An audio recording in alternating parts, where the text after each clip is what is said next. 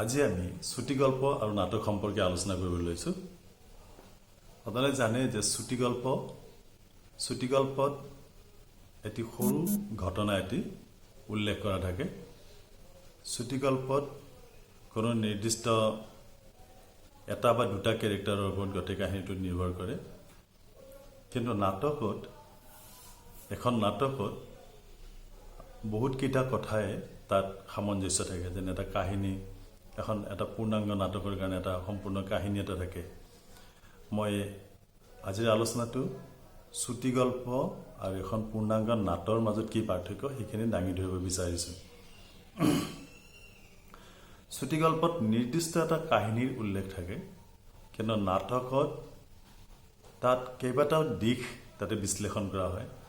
প্ৰথমতে কাহিনী লাগিব, তাৰপিছত ভাল চৰিত্ৰ লাগিব, তাৰপিছত সংলাপ, পৰিৱেশ সৃষ্টি, নাট্যকাৰৰ জীৱন দৰ্শন, সংগীত, এই আটাইকেইটা উপাদান নাটক এখনত থকাটো দৰকাৰ। নাটকখন কিমান দীঘল হ'ব সেয়া নাট্যকাৰৰ ওপৰত নিৰ্ভৰ কৰে। যিজনে স্ক্ৰিপ্ট লিখিছে তেওঁ বহুতকেইটা কথা সন্মুখত ৰাখিব লগা হয়। দৰ্শকৰ ৰুচি অভিৰুচিৰ প্ৰতিও গুৰুত্ব দিব লগা হয়। ঘটনা এটা একেবাৰে ইনিচিয়েল ষ্টেজত আৰম্ভ হৈ তাৰ শেষ ক'ত হ'ব, তাৰ মিলনাত্মক হ'ব নে বিয়োগাত্মক হ'ব, তাত কিমানটা চৰিত্ৰ তাত লাগিব, কাহিনী কেনেকুৱা হ'ব, আটাইকেইটা দিশ চালি জাৰি চাই বিষয়বস্তুক উপস্থাপন কৰা হয় নাটকত। নাটক এখন বুজি পাবলৈ আমি নাটকখন যেতিয়া চাওঁ, নাটক দৃশ্য শ্ৰব্য কলা। কিন্তু ছুটি গল্প আমি কিতাপতহে পাওঁ। ছুটি গল্প যদি আমি অভিনয়ৰ মাধ্যমত প্ৰকাশ কৰোঁ, তথাপিও তাত সময় লাগিব 15 মিনিটৰ পৰা আধা ঘণ্টাৰ ভিতৰত সময় লাগিব। আমি ছুটি গল্পৰ সমান্তৰালভাৱে একাংকিকা নাটৰ কথা ক'ব পাৰোঁ, কিন্তু একাংকিকা নাটৰ কথা মই আজি ইয়াতে উল্লেখ নকৰোঁ। মই ছুটি গল্প আৰু এখন নাটকৰ মাজত পাৰ্থক্যটোহে বিশ্লেষণ কৰিব বিচাৰিছোঁ। ছুটি গল্প মই কেইবাটাও আপোনালোকক কৈছোঁ যে ছুটি গল্পত কি হয়, নিৰ্দিষ্ট এটা ঘটনাৰ উল্লেখ পোৱা যায় মাত্ৰ। কিন্তু নাটক, এখন পূৰ্ণাংগ নাটকত এটা কাহিনীৰ আমি A to Z বুজি পাওঁ। নাটকখন বুজাত আমাক পৰিৱেশেও কিছু সহায় কৰে। নাটকখনৰ যিটো ছেটিংছ, ধৰক পাহাৰুৱা পৰিৱেশ, তাত পাহাৰ থাকিব, গছ গছনি থাকিব, নদী থাকিব, এটা প্ৰাকৃতিক দৃশ্য সম্বলিত এখন ছবি আমি মঞ্চত দেখিবলৈ পাওঁ। বা নাটকখন পঢ়ি থাকিলেও কিন্তু নাটকখনত সংলাপবিলাকত তলে তলে তাৰ ছেটিংছবিলাক ব্ৰেকেটত লিখা থাকে যে মঞ্চত গছ গছনি থাকিব, বা মঞ্চত এনেকুৱা মন্দিৰ থাকিব, এডাল গছ থাকিব, বা কাষেৰে নিজৰ ৰাতি বহি গৈছে তেনেকুৱা এটা ছিটুৱেশ্যন থাকিব। তাৰে লগত মিলা কৰি সংগীতৰো ভাৱ থাকে, সংগীতৰ সুৰ এটি কিবা ভাহি আহিব। কিন্তু আমি যেতিয়া ছুটি গল্প পঢ়ি থাকোঁ, ছুটি গল্পটো আমি তাত কোনো ধৰণৰ বাহ্যিক সংযোজন আমি নাপাওঁ। তাত কোনো সংগীতৰ প্ৰভাৱ নাথাকে, কোনো ছেটিংছৰ কথা নাই। আমি পঢ়ি থাকোঁতে আমাৰ অনুভৱ শক্তিৰ দ্বাৰা আমি সেই চিত্ৰটো আমাৰ কল্পনা শক্তিত আমি ধৰিব চেষ্টা কৰোঁ। যেনে ধৰক, মই এটি ছুটি গল্প আপোনালোকৰ সন্মুখত উদাহৰণ হিচাপে দাঙি ধৰিছোঁ যে এবাৰ এটা মন্দিৰত মূৰ্তিটো আছিলে মাৰ্বল পাথৰৰ আছিলে, ভাল দামী পাথৰৰ আছিলে। গ্ৰানাইট পাথৰ হ'ব পাৰে বা বেলেগ মাৰ্বল পাথৰ হ'ব পাৰে। তাত তেনেকুৱা পাথৰযুক্ত এটি মূৰ্তি, তাত তাত ভগৱান মহাদেৱৰ মূৰ্তি এটা আছে। আৰু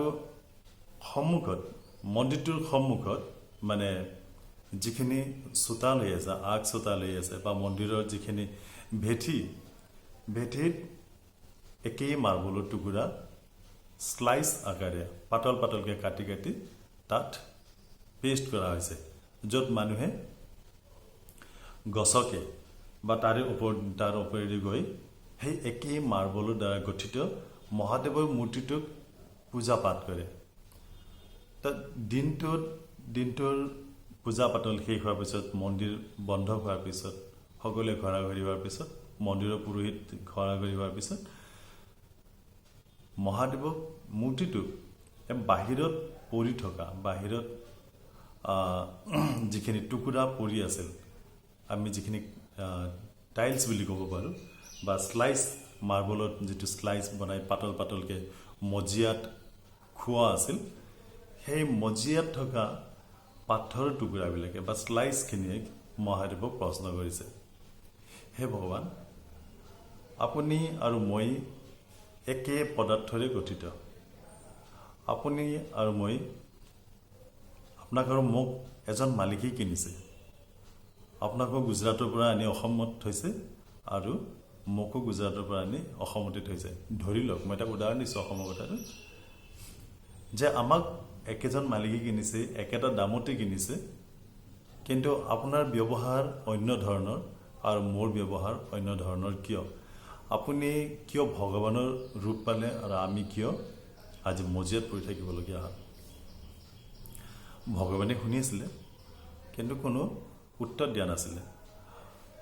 ভগৱানে কৈছিল, ভাবিছে আৰু দেই কিমান ক'ব লগা আছে, তোমালোকৰ কোৱা, মই একেবাৰে উত্তৰটো দিম।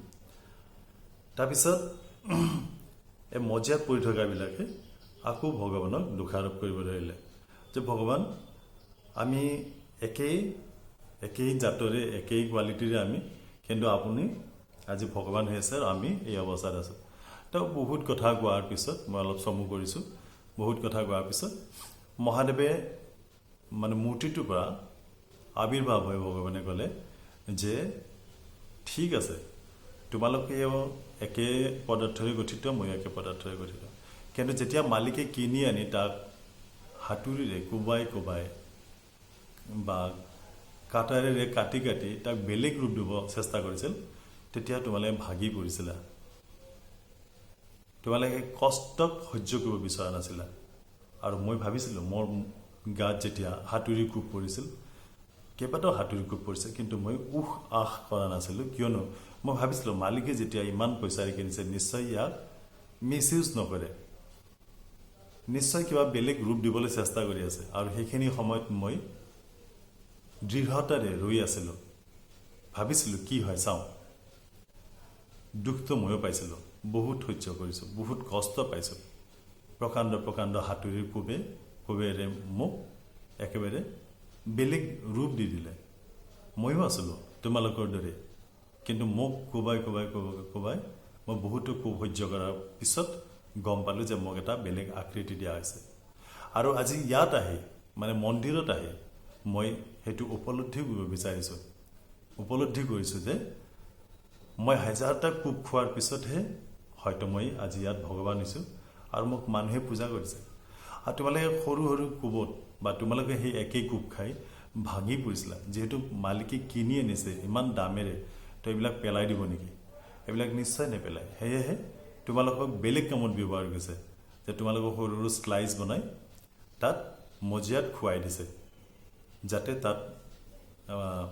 তাৰ প্লাষ্টাৰটো ভাল হৈ থাকে, তাৰ চমকটো যাতে ভাল হৈ থাকে। তো তুমি আৰু মই, আমি একেই পদাৰ্থ, কিন্তু মই হাজাৰটা হাতুৰি কোব খায়ো সহ্য কৰি আজি এইটো অৱস্থা পাইছোঁ, আৰু তুমি কষ্ট নকৰিলা, কোব খোৱাৰ লগে লগে ভাগৰি পৰিলা, সেয়েহে তুমি আজি তোমাৰ অৱস্থাটো তাত পৰি আছে। তো মোক দোষাৰোপ কৰি লাভ নাই, কাৰণ মই কোব খোৱাৰ পিছতহে মূৰ্তি হৈছোঁ। তেতিয়াহ'লে মূৰ্তি হ'ব চেষ্টা নকৰিলা, সহজতে ভাঙি পৰিলা। এইটো কথাৰ পৰা, এইটো চুটিগল্পৰ পৰা আমি এটা কথা বুজিব পাৰোঁ যে ইয়াত কাহিনীটো মালিকজনে পাথৰবিলাক কিনি আনিছে, গ্ৰেনাইট পাথৰ হওক বা মাৰ্বল পাথৰ কিনি আনিছে, মূৰ্তিৰ উপযোগী কিছুমান পাথৰ কিনি আনিছে, তাত কিছুমান টুকুৰা টুকুৰা হৈ ইটাৰ দৰে কাম কৰিছে, মজিয়াত পাৰি দিয়া হৈছে, আৰু সেই একেই মেটেৰিয়েলছখিনিয়ে ভগৱানৰ মূৰ্তি হৈছে। আমি এই কাহিনীটোৰ পৰা এটা আমি শিক্ষা পাওঁ। শিক্ষাটো হ'ল যে আমি জীৱনত যদি কষ্ট নকৰোঁ, আমি যিমান ষ্ট্ৰাগল কৰিম জীৱনত, যিমান কষ্ট কৰিম, আমাৰ লাইফটো সিমান শ্বাইনিং কৰিব, সিমান চমকি উঠিব। আৰু যদি আমি এলেহুৱা হৈ শুই শুই টাইম নষ্ট কৰোঁ, তেতিয়াহ'লে এদিন আমাৰ সেই মজিয়াত পৰি থকা মাৰ্বল পাথৰৰ টুকুৰাবোৰৰ দৰে আমাৰ জীৱনত তেনেকুৱাই দুৰ্বিষহ হৈ উঠিব।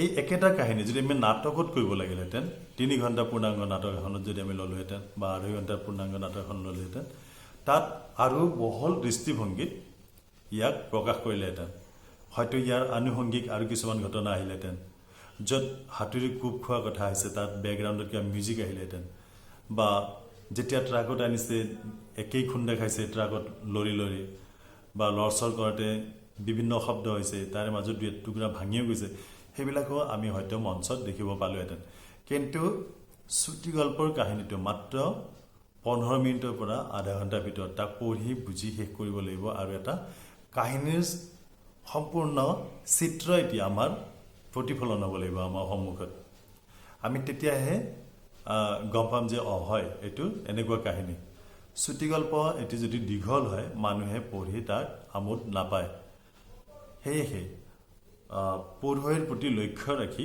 চুটি গল্পত নিৰ্দিষ্ট কোনো এটা ঘটনাৰ সামান্য বিশেষে উল্লেখ পোৱা যায় যেনে আপোনালোকে সৰুতে পঢ়িছিলে যে বাঘে মিছাতে খোৱা বুলি চিঞৰিছিল এজন গৰখীয়াই কি কৈছিলে যে বাঘে মোক খালে কিন্তু যিদিনাখন সঁচাকৈ বাঘ ওলাইছিল সিদিনাখন গাঁৱৰ মানুহে তেওঁক বচাবলৈ যোৱা নাছিল কিয়নো আগতেও গৰখীয়াজনে তেনেকৈ মানুহক মিছা কথা কৈছিল যে মোক বাঘে খালে বুলি চিঞৰি দিওঁতে যেতিয়া চিঞৰিছিল তেতিয়া গাঁৱৰ মানুহে তেওঁক বচাব গৈছিল আৰু বচাব যাওঁতে দেখে যে তাত বাঘ নাছিলে আৰু গৰখীয়াতে তেতিয়া সি নিজেই হাঁহি মানুহক ঠাট্টা কৰিছিলে তাই এদিন সঁচাকৈ বাঘ ওলাল সি আকৌ চিঞৰিলে যে বাঘে মোক খালে কিন্তু সেইদিনাখন গাঁৱৰ ৰাইজে কোনো তেওঁক বচাব নগ'ল আৰু বাঘে গৰখীয়াক খাই পেলালে তো এইবোৰ চুটি কাহিনী এনেকৈ আমি বহুত পাওঁ যে কাঠনি বাৰী ঘাটৰ কাহিনী পাওঁ তাৰপিছত আকৌ কিছুমান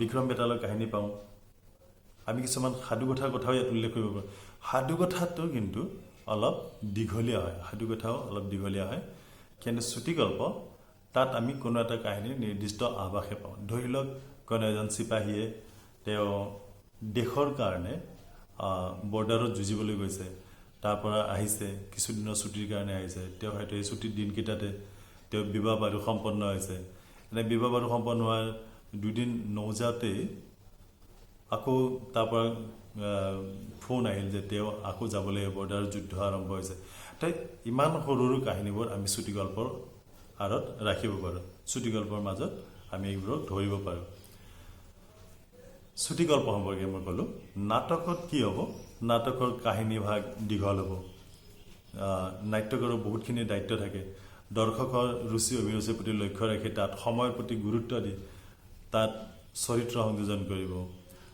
সংগীত সংযোজন কৰিব ছেটিংছৰ কাম কৰিব তো আটাইকেইটা দিশ চালি জাৰি চাই নাটকত বিভিন্ন কলা কৌশল তাত সংযোজন কৰিব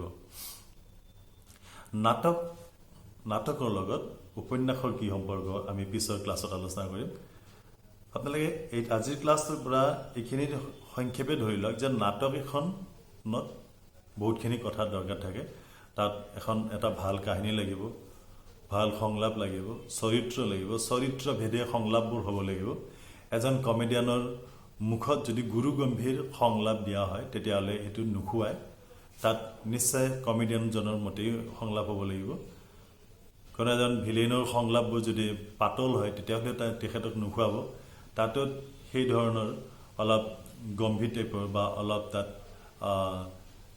বীৰ ৰস প্ৰধান কিছুমান সংলাপ এড কৰিব লাগিব ভিলেইনৰ কণ্ঠত নায়িকাৰ কণ্ঠত বেলেগ হ'ব নায়কৰ কণ্ঠত বেলেগ হ'ব সেইখন সমাজত বিভিন্ন বৰমূৰীয়াসকলৰ কণ্ঠত বেলেগ সংলাপ হ'ব তো আটাইকেইটা দিশ চালি জাৰি চাই নাট্যকাৰে চৰিত্ৰকেইটিক বাস্তৱ ৰূপ দিব লাগিব এখন পূৰ্ণাংগ নাটকত কিন্তু চুটি গল্পত আমাক ইমানবোৰ উপাদানৰ প্ৰয়োজন নাথাকে তাত নিৰ্দিষ্ট এটা কাহিনী মাত্ৰহে উল্লেখ কৰা থাকে নিৰ্দিষ্ট এক কাহিনী কোনো এটা ঘটনা মানুহজনে ক'ত চাকৰি কৰে কি কৰে ইমানখিনি একো নালাগে তেওঁ কেনেকৈ চাকৰি পালে সেইটো নালাগে তেওঁ ডিফেন্সত চাকৰি কৰে তেওঁ ডিফেন্সলৈ গৈছে সৈনিক হিচাপে গৈছে তেওঁ বৰ্ডাৰ যুদ্ধ চলি আছে বৰ্ডাৰ যুদ্ধত তেওঁ হয়তো ভাৰতবৰ্ষক প্ৰতিনিধিত্ব কৰি তেওঁ অন্য এখন দেশক আক্ৰমণ কৰি তেওঁ জিকিবলৈ সক্ষম হৈছে